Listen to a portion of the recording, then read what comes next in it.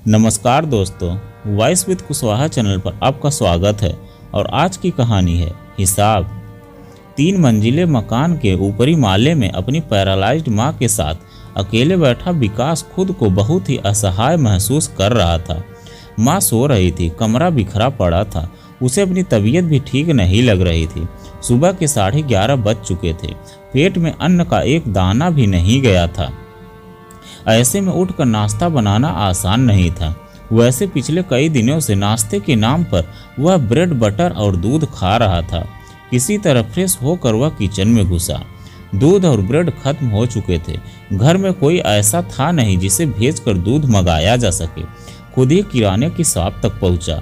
दूध, ब्रेड और मैगी के पैकेट खरीद कर घर वापस आ गया। अपनी पत्नी कविता के जाने के बाद वह यही सब खाकर जिंदगी बसर कर रहा था। घर आकर जल्दी से उसने दूध उबालने को रखा और ब्रेड सेकने लगा। तभी माँ ने आवाज़ लगाई, बेटा जल्दी आ जा, मुझे टॉयलेट लगी है। विकास ने ब्रेड वाली गैस बंद की और दूध वाली गैस थोड़ी हल्की करके माँ के कमरे की तरफ भागा। तब तक माँ सब कुछ बिस्तर पर ही कर चुकी थी। उनसे कुछ भी रोका नहीं जाता। वह माँ पर चीख पड़ा, क्या माँ, मैं 1 सेकंड में दौड़ता हुआ आ गया और तुमने बिस्तर खराब कर दिया। अब यह सब बैठकर मुझे ही धोना पड़ेगा। काम वाली भी तो नहीं आ रही है ना। और माँ सकपका गई। दुखी नज़रों से उसे देखती हुई बोली, माफ़ कर देना बेटा, पता नहीं कैसी हालत हो गई है मेरी। कितनी तकलीफ देती हूँ तुझे, मैं मर क्यों नहीं जाती। कहते हुए वह रोने लगी थी। ऐसा मत कह माँ, विकास ने माँ का हाथ पकड़ लिया। पिताजी पहले ही हमें छोड़कर जा चुके हैं। भाई दूसरे शहर चला गया। कविता किसी और के साथ भाग गई। अब मेरा ही कौन है तेरे सिवा। तू भी चली जाएगी तो पूरी तरह अकेला हो जाऊंगा। विकास की भी आंखें भर आई थी। उसे कविता की याद तड़पाने लगी थी। कविता थी तो सब कुछ कितनी सहजता से संभाले रखती थी। माँ की तबीयत तब भी खराब थी, मगर कविता इस तरह माँ की सेवा करती थी कि तकलीफों के बावजूद वे हंसती रहती थी। उस समय छोटा भाई राजीव और पिताजी भी थे, मगर घर के काम पलक झपकते निपट जाते थे। विकास की आंखों के आगे कविता का मुस्कुराता हुआ चेहरा आ गया। जब वह ब्याह कर आई थी, नई नवेली बहू इधर से उधर फुदकती फिरती थी, मगर विकास उसकी मासूमियत को बेवकूफ़ी का नाम देता था। वक्त बेवक्त उसे झिड़कता रहता था। वह घर से एक कदम भी बाहर रख देती थी तो घर सिर पर उठा लेता था। उसकी सहेलियों तक से उसे मिलने नहीं देता था। समय के साथ चपल हिरनी सी कविता पिंजरे में कैद बुलबुल जैसी गमगीन हो गई। हंसी के बजाय उसकी आंखों में पीड़ा झांकने लगी थी। फिर भी कोई शिकायत किए बिना वह पूरे दिन घर के कामों में लगी रहती। आज विकास को याद आ रहा था वह दिन जब कविता की मौजूदगी में एक बार उसे बुखार आ गया था। उस वक्त उनकी शादी को ज़्यादा दिन नहीं हुए थे, जब कविता पूरे दिन उसके हाथ पैरों की मालिश करती रही थी। विकास कभी कविता से सिर दबाने को कहता, कभी कुछ खाने को मांगता, तो कभी पत्रिकाओं में से कहानियां पढ़कर सुनाने को कहता। हर समय कविता को अपनी सेवा में लगाए रखता। एक दिन उसके मन की थाह लेने के लिए विकास ने पूछा था, मेरी बीमारी में तुम मुझसे परेशान तो नहीं हो गई? ज़्यादा काम तो नहीं करा रहा हूँ ना मैं? कविता ने कुछ कहा नहीं, केवल मुस्कुरा कर भर दिया। तो विकास ने उसे तुलसीदास का दोहा सुनाते हुए कहा था, धीरज धर्म मित्र अरुणारी, आपत काल परखिए चारी। जानती हो इसका मतलब क्या है? नहीं तो आप बताइए क्या मतलब है? कविता ने गोल गोल आंखें नचाते हुए पूछा तो विकास ने समझाया, इसका मतलब है खराब समय में ही धीरज धर्म मित्र और औरत की परीक्षा होती है। बुरे समय में पत्नी आपका साथ देती है या नहीं, यह देखना जरूरी है। इसी से पत्नी की परीक्षा होती है। कविता के बारे में सोचते सोचते काफी समय तक विकास यूं ही बैठा रहा। तभी उसे याद आया कि उसने गैस पर दूध चढ़ा रखा है। वह दौड़ता हुआ किचन में घुसा तो देखा आधे से ज्यादा दूध जमीन पर बह गया है और बाकी जल चुका है। भगोना भी काला हो गया है। विकास सिर पकड़कर बैठ गया। किचन की सफाई का काम बढ़ गया था। दूध भी फिर से लाना होगा। उधर माँ के बिस्तर की सफाई भी करनी थी। सब काम निपटाते निपटाते दोपहर के 2 बज गए। दूध के साथ ब्रेड खाते हुए विकास को फिर से पुराने दिन याद आने लगे। कविता को उसके लिए पिताजी ने पसंद किया था।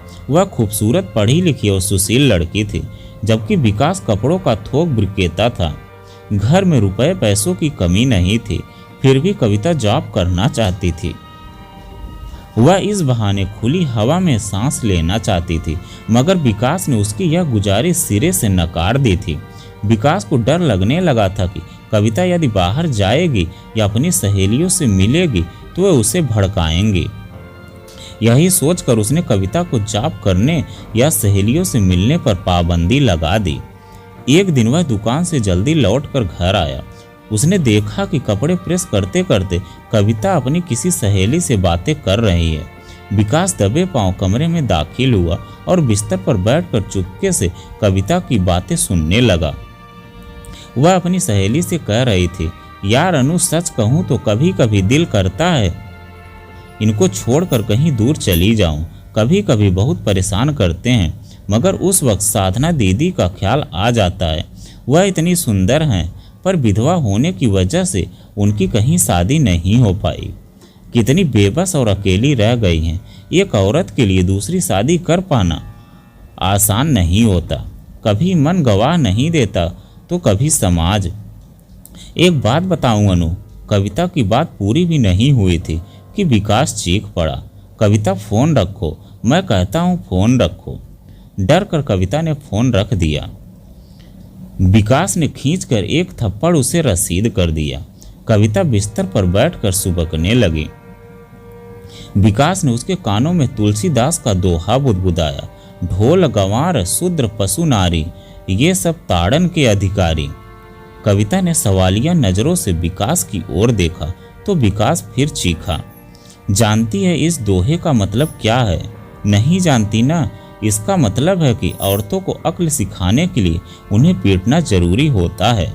वे ताड़न की अधिकारी होती हैं और मैं तेरी जैसी औरतों को पीटना अच्छी तरह जानता हूँ। पति की बुराई मोहल्ले भर में करती रहती हो, सहेलियों के आगे बुराइयों का थोपा खोल रखा है। छोड़कर जाएगी मुझे? क्या कमी रखी है मैंने? जाहिल औरत, बता क्या कमी रखी है? कहते हुए विकास ने गर्म प्रेस उसकी हथेली पर रख दी। कविता जोर से चीख उठी। बगल के कमरे से पिताजी दौड़ आए। बस कर विकास, क्या कर रहा है तू? चल, तेरी माँ दवा मांग रही है। पिताजी विकास को खींचते हुए ले गए। फिर कविता देर तक नल के नीचे बहते पानी में हाथ रखी रोती रही। उस दिन कविता के अंदर कुछ टूट गया था। यह चोट फिर कभी ठीक नहीं हुई। उस दिन के बाद कविता ने अपनी सहेलियों से भी बातें करना छोड़ दिया। हंसना खिलखिलाना सब कुछ छूट गया। वह विकास के सारे काम करती, मगर बिना एक शब्द मुंह से निकाले। रात में जब विकास उसे अपनी तरफ खींचता तो उसे महसूस होता जैसे बहुत सारे बिच्छुओं ने एक साथ डंक मार दिया हो। पर वह बेबस थी। उसे कोई रास्ता नहीं आ रहा था कि वह क्या करे। इस तरह जिंदगी के करीब 4 साल बीत गए। उन्हें कोई बच्चा नहीं हुआ था। कविता वैसे भी बच्चे के पक्ष में नहीं थी। उसे लगता था कि इतने घुटन भरे माहौल में वह अपने बच्चों को कौन सी खुशी दे पाएगी। एक दिन वह शाम के समय सब्जी लाने बाजार गई थी। वहीं उसकी मुलाकात अपने सहपाठी कमल से हुई। वह अपने भाई मयंक के साथ सब्जी और फल खरीदने आया था। कविता को देखते ही कमल ने उसे पुकारा, कैसी हो कविता, पहचाना मुझे? कमल को देखकर कविता का चेहरा खिल उठा। अरे कैसे नहीं पहचानूंगी, तुम तो कॉलेज के जान थे, पर तुम्हें पहचानना कठिन हो रहा है। कितनी मुरझा गई हो, सब ठीक तो है? चिंता भरे स्वर में कमल ने पूछा तो कविता ने सब सच सच बता दिया। ढांढस बताते हुए कमल ने कविता का परिचय अपने भाई से कराया। यह मेरा भाई है, यहीं पास में ही रहता है। बीवी से तलाक हो चुका है। बीवी बहुत रूखे स्वभाव की थी, जबकि यह बहुत कोमल हृदय का है। मैं तो रायपुर में रहता हूँ, मगर तुम्हें जब भी कोई समस्या आए तो मेरे भाई से बात कर सकती हो। यह तुम्हारा पूरा ख्याल रखेगा। इस छोटी सी मुलाकात में मयंक ने अपना नंबर देते हुए हर मुश्किल घड़ी में साथ निभाने का वादा किया था। कविता को जैसे एक आसरा मिल गया था, वैसे भी मयंक उसे जिन निगाहों से देख रहा था वे निगाहें घर आने के बाद भी उसका पीछा करती रही थी। अजीब सी कशिश थी उसकी निगाहों में। कविता चाहकर भी मयंक को भूल नहीं पा रही थी। करीब 4-5 दिन बीत गए। हमेशा की तरह कविता अपने घर के कामों में व्यस्त थी कि तभी मयंक का फोन आया। उसका नंबर कविता ने शालिनी के नाम से सेव किया था। कविता ने दौड़कर फोन उठाया। मयंक की आवाज में एक सुरूर था। वैसे उसने कविता का हालचाल पूछने के लिए फोन किया था, मगर उसके बात करने का अंदाज ऐसा था कि कविता 2-3 दिनों तक फिर से मयंक के ख्यालों में घूम रही। इस बार उसी ने मयंक को फोन किया। दोनों देर तक बातें करते रहे। हाल चाल से बढ़कर अब जिंदगी के दूसरे पहलुओं पर भी बातें होने लगी थी। अब हर रोज दोपहर 1-2 बजे दोनों बातें करने लगे। दोनों ने अपनी अपनी फीलिंग्स शेयर की और फिर एक दिन एक दूसरे के साथ कहीं दूर भाग जाने की योजना भी बना डाली। कविता के लिए यह फैसला लेना कठिन नहीं था।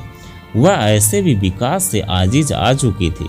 विकास ने जिस तरह से उसे मारा पीटा और गुलाम बनाकर रखा था, वह उसके जैसी स्वाभिमानी स्त्री के लिए असहनीय था। एक दिन विकास के नाम एक चिट्ठी छोड़कर कविता मयंक के साथ भाग गई। वह कहाँ गई इसकी खबर उसने विकास को नहीं दी, मगर क्यों गई और किसके साथ गई, इन सब बातों की जानकारी खत के माध्यम से विकास को दे दी। साथ ही उसने खत में स्पष्ट रूप से लिख दिया था कि वह विकास को तलाक नहीं देगी और उसके साथ रहेगी भी नहीं। विकास के पास हाथ मलने और पछताने के सिवा कोई रास्ता नहीं था। इस बात को 1 साल बीत चुके थे। विकास की जिंदगी की गाड़ी पटरी से उतर चुकी थी। मन में बेचैनी का असर दुकान पर भी पड़ा। उसका व्यवसाय ठप पड़ने लगा।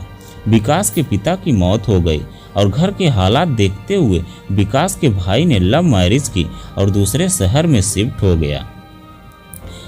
अब विकास अकेला अपनी बीमार मां के साथ जिंदगी की रेतीली धरती पर अपने कर्मों का हिसाब देने को विवश था। तो दोस्तों, यह कहानी आपको कैसी लगी कमेंट में लिखकर ज़रूर बताइएगा। अगर आप हमारे चैनल पर नए हैं तो प्लीज़ चैनल को सब्सक्राइब कीजिएगा और वीडियो को एक लाइक कीजिएगा। तो चलिए मिलते हैं एक नई कहानी के साथ एक नए वीडियो में। कहानी सुनने के लिए आपका बहुत बहुत धन्यवाद।